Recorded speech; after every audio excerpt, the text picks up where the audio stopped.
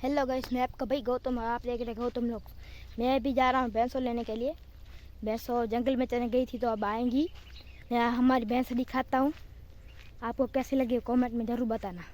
तो ये कुछ हमारी भैंसें हैं, जंगल में चलने के लिए गई थी, अब आ चुकी घर पर और मिल्किंग भी हो चुकी है।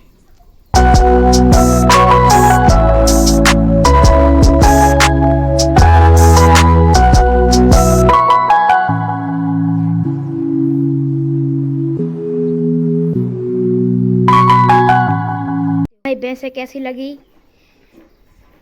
कमेंट में जरूर बताना।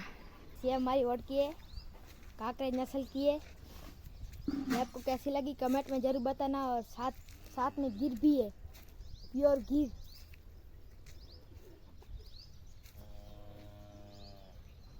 और हमारा व्लॉग कैसा लगा कमेंट करके जरूर बताना। लाइक करो, शेयर करो, सब्सक्राइब करो।